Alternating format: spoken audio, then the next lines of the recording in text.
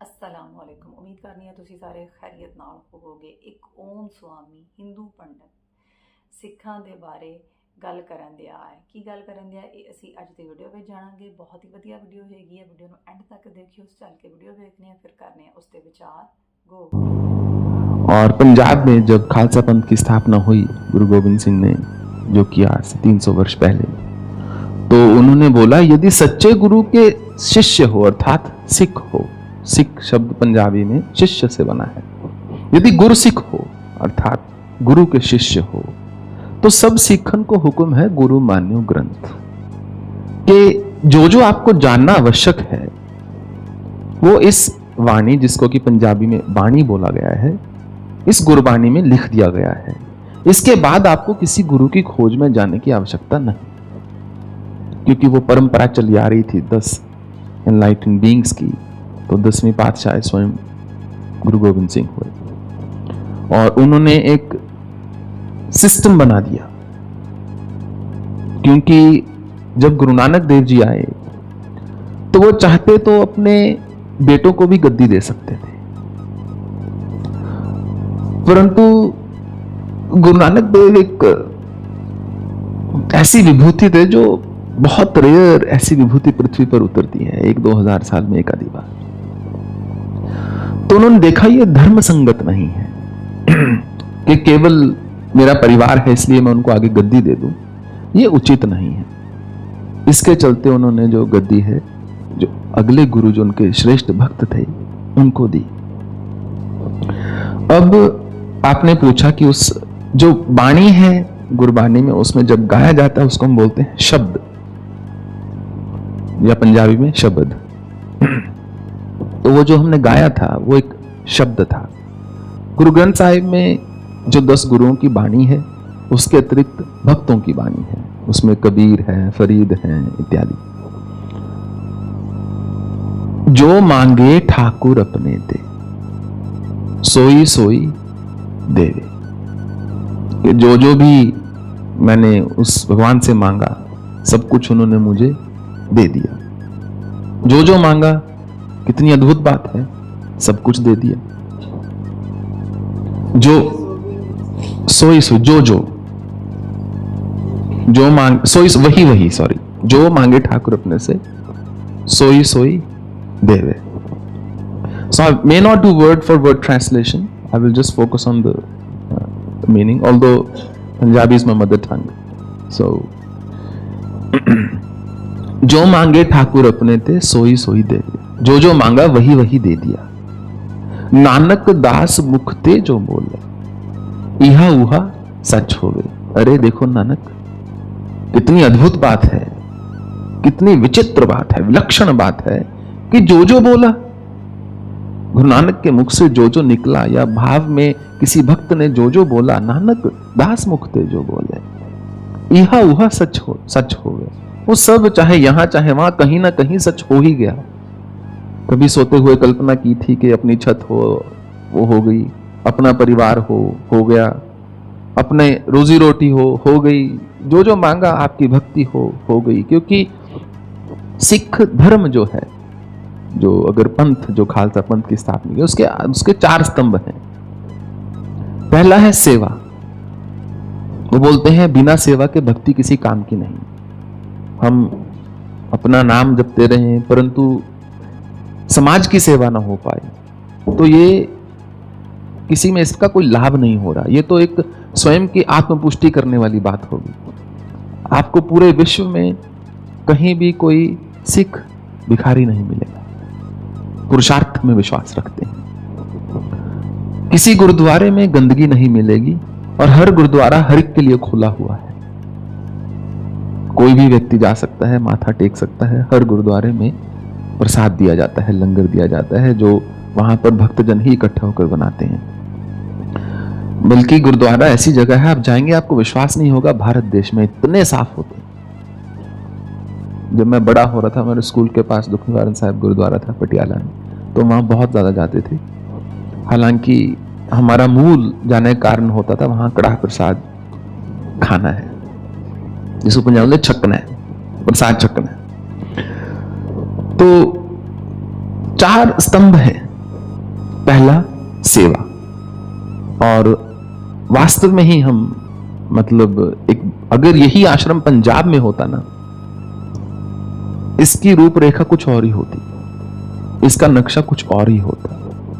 कितने पंजाबी लोग जो मेरे पास आते हैं, विशेष रूप से जो सिख धर्म को बिलोंग करते हैं, उनकी अधिकतर 70% ऑफ द टाइम बस एक ही निवेदन होता है। बोलते हैं स्वामी जी सेवा से दूर मत कीजिएगा, कि बस अपनी सेवा में रखिएगा, हमको और कुछ नहीं चाहिए, क्योंकि बाकी तो सब पुरुषार्थ से ही करना है। तो सेवा में दृढ़ विश्वास है इस धर्म का, जिसके कारण इतने बड़े मुगल आकर भी पछाड़ ना पाए, पंजाब में अपनी जगह ना बना पाए। बलिदान चाहिए तो बलिदान देंगे, और युद्ध चाहिए तो युद्ध, रण चाहिए तो रण होगा, भजन चाहिए तो भजन होगा। जिस समय जिस चीज की आवश्यकता है उसके चलते हुए उन्होंने उसको किया। पहला है सेवा, दूसरा है सिमरण अर्थात स्मरण, कि ईश्वर का जो स्मरण है वो निरंतर होना चाहिए। कि मनुष्य सिर्फ सेवा भी कई बार पर्याप्त नहीं होती, हमको अपनी रूट्स को, अपनी जड़ों को भूलना नहीं चाहिए। उसके चलते हुए हमको प्रतिदिन थोड़ा सा स्मरण जो है ईश्वर का करना चाहिए। सेवा, सिमरन, और वैसे 3 ही है, चौथा मैंने बना दिया, तीसरा है नित्य नेम, कि हर जो गुरसिख है सच्चा, उसको अमृत वेला में, जिसको कि हम सुबह का ब्रह्म मुहूर्त बोलते हैं, उठकर अपना पाठ दिन उससे शुरू करना चाहिए। वैसे ये 2A 2B हो गया, पर मैंने सेकंड थर्ड कर दिया। एंड फोर्थ इज हुक्म, के कहते सोचे सोचना होइए जे सोचे लाख बार। इंसान तो लाखों चीजें सोचता है, लाखों बार सोचता है, सोचने से ना चीजें पूरी होने लगी, फिर तो पृथ्वी कब की नष्ट होली होती। तो हुक्म नाम की भी एक चीज है कि जो वो निरंकार है। गुरु नानक देव की खोज थी कि ईश्वर निरंकार है अर्थात निराकार है, कि वो सबके भीतर बसता है, निराकार है।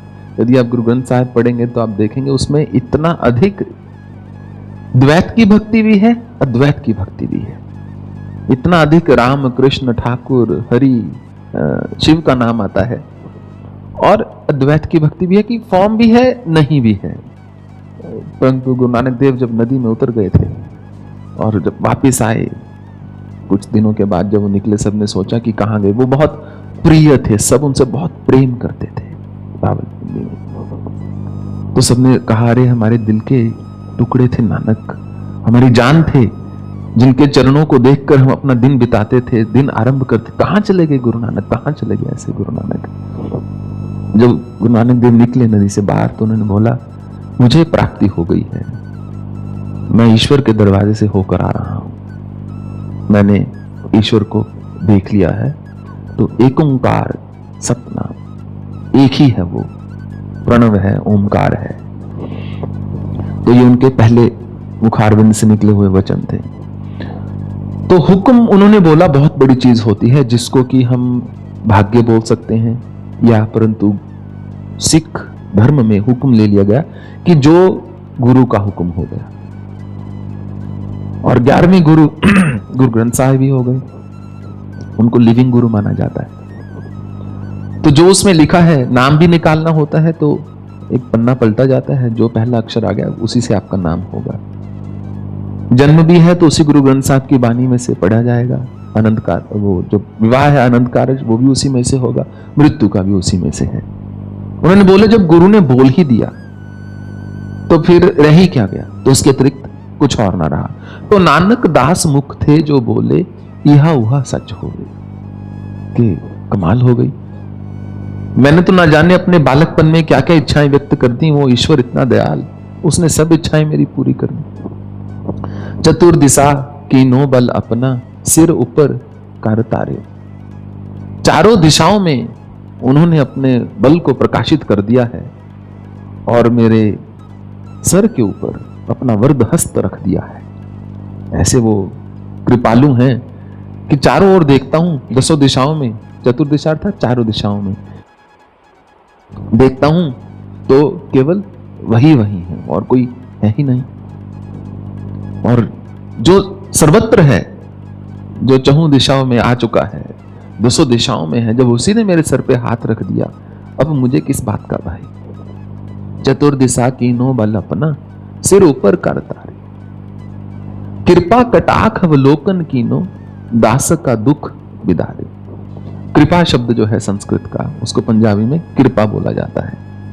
तो अर्जुन ने बोला था भगवान से कि मैं कृपन्न भाव में हो गया हूं, इसलिए मुझे कुछ समझ नहीं आ रहा।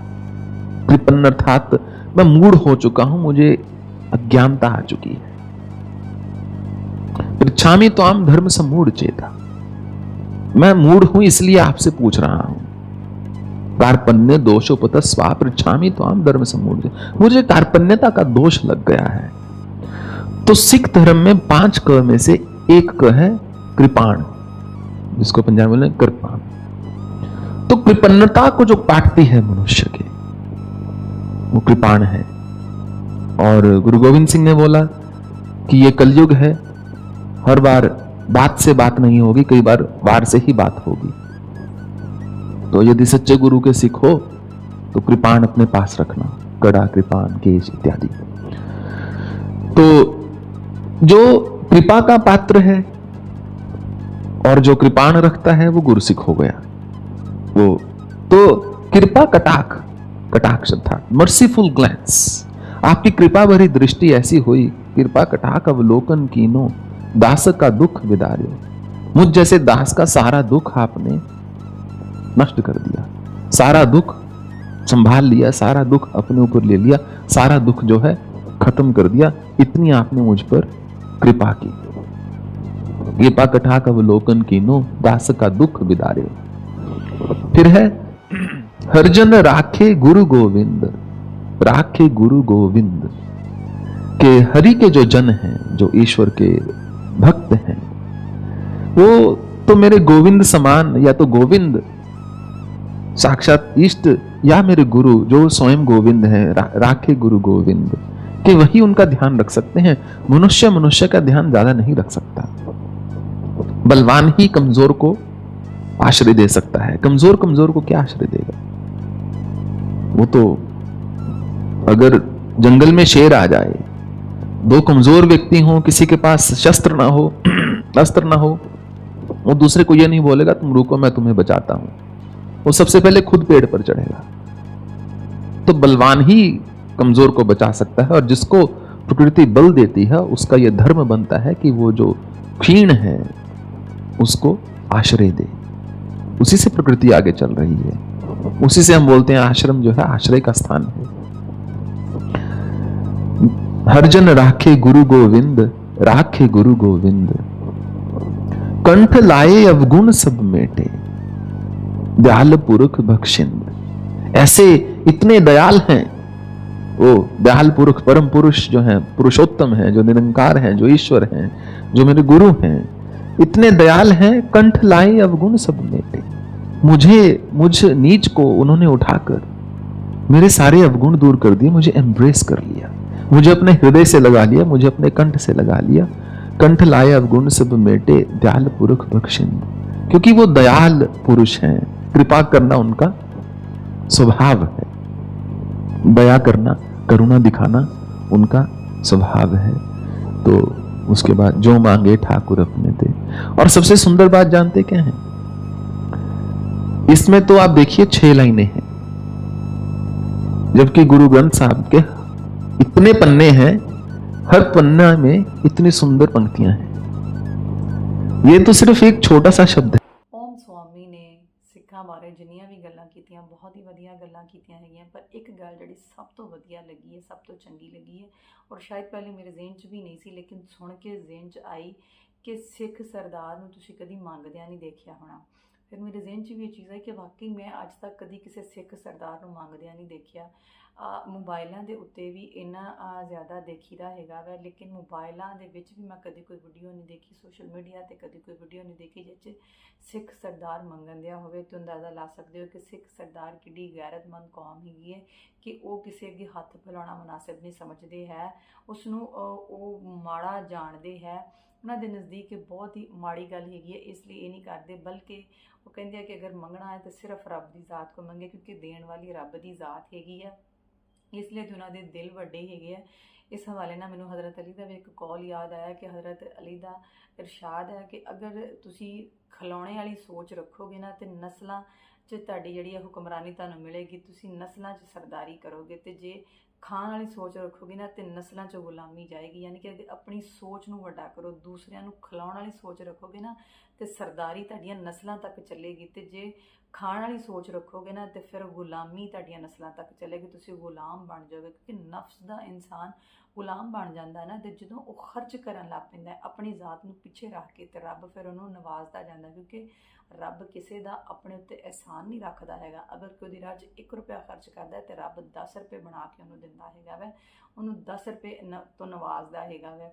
ਇਸ ਲਈ ਤੇ ਸਿੱਖ ਸਰਦਾਰਾਂ ਦੇ ਦਿਲ ਏਡੇ ਵੱਡੇ ਆ ਕਿ ਉਹ ਆਪਣੀ ਕਮਾਈ ਦਾ 10ਵਾਂ ਹਿੱਸਾ ਜਿਹੜਾ ਵਾ ਰੱਬ ਦੀ ਰਾਹ 'ਚ ਖਰਚ ਕਰਦੇ ਹੈਗੇ ਆ, ਰੱਬ ਵਾਸਤੇ ਖਰਚ ਕਰਦੇ ਆ, ਰੱਬ ਦੀ ਮਖਲੂਕ ਦੇ ਉੱਤੇ ਖਰਚ ਕਰਦੇ ਆ, ਔਰ ਫਿਰ ਬਿਲਾ ਤਫਰੀਕ ਖਰਚ ਕਰਦੇ ਹੈਗੇ ਆ। ਇਹ ਨਹੀਂ ਕਿ ਸਿਰਫ ਸਿੱਖਾਂ ਉੱਤੇ, ਬਲਕਿ ਜਿਹੜਾ ਵੀ ਕੋਈ ਮੁਸ਼ਕਿਲ ਪਰੇਸ਼ਾਨੀ 'ਚ ਹੁੰਦਾ, ਚਾਹੇ ਸਿੱਖ ਹੋਣ, ਮੁਸਲਮਾਨ ਹੋਣ, ਹਿੰਦੂ ਹੋਣ ਜਾਂ ਈਸਾਈ ਹੋਣ, ਜਿਹੜਾ ਵੀ ਮੁਸ਼ਕਿਲ ਪਰੇਸ਼ਾਨੀ 'ਚ ਹੁੰਦਾ ਵੈ ਉਹਦੇ ਉੱਤੇ ਖਰਚ ਕਰਦੇ ਹੈਗੇ ਆ। ਔਰ ਸਭ ਤੋਂ ਵੱਡੀ ਮੈਂ ਸਮਝਣੀ ਇਨਸਾਨੀਅਤ ਦੀ ਖਿਦਮਤ, ਭੁੱਖੇ ਨੂੰ ਖਾਣਾ ਖਿਲਾਉਣਾ ਹੈ, ਜਿਹਦੇ ਵਿੱਚ ਸਿੱਖ ਸਰਦਾਰ ਸਭ ਤੋਂ ਅੱਗੇ ਹੈਗੇ ਆ। ਪੂਰੀ ਦੁਨੀਆ ਦੇ ਵਿੱਚ ਜਿੱਥੇ ਜਿੱਥੇ ਗੁਰਦੁਆਰੇ ਆ ਉੱਥੇ ਲੰਗਰ ਲਾਏ ਜਾਂਦੇ ਹੈਗੇ, ਔਰ ਬਿਲਾ ਤਫਰੀਕ ਲੋਕਾਂ ਨੂੰ ਜਿਹੜਾ ਵਾ ਲੰਗਰ ਕਰਵਾਇਆ ਜਾਂਦਾ ਹੈਗਾ ਵੈ। ਇਹ ਬਹੁਤ ਹੀ ਇੱਕ ਵਧੀਆ ਗੱਲ ਹੈ ਔਰ ਇੱਕ ਨੁਮਾਇਆ ਖੂਬੀ ਹੈ ਜਿਹੜੀ ਸਿੱਖਾਂ ਨੂੰ ਪੂਰੀ ਦੁਨੀਆ ਦੇ ਵਿੱਚ ਅਲੱਗਾ ਬਣਾਉਂਦੀ ਹੈਗੀ ਹੈ, ਔਰ ਆਪਣੀ ਇਸ ਖੂਬੀ ਦੀ ਵਜ੍ਹਾ ਤੋਂ ਉਹ ਪੂਰੀ ਦੁਨੀਆ 'ਚ ਅਲੱਗਾ ਨਜ਼ਰ ਆਉਂਦੇ ਹੈਗੇ ਆ। ਬਹੁਤ ਹੀ ਵਧੀਆ ਵੀਡੀਓ ਸੇ ਵੀਰੋ, ਤੁਹਾਨੂੰ ਕਹਿੰਦੀ ਲੱਗੀ ਹੈ ਕਮੈਂਟ ਕਰਕੇ ਲਾਜ਼ਮੀ ਦੱਸਿਓ। ਰੱਖਿਓ ਆਪਣਾ ਢੇਰ ਸਾਰਾ ਖਿਆਲ। ਮਿਲਾਂਗੇ ਅਗਲੀ ਵੀਡੀਓ ਦੇ ਨਾਲ। ਅੱਲਾਹ।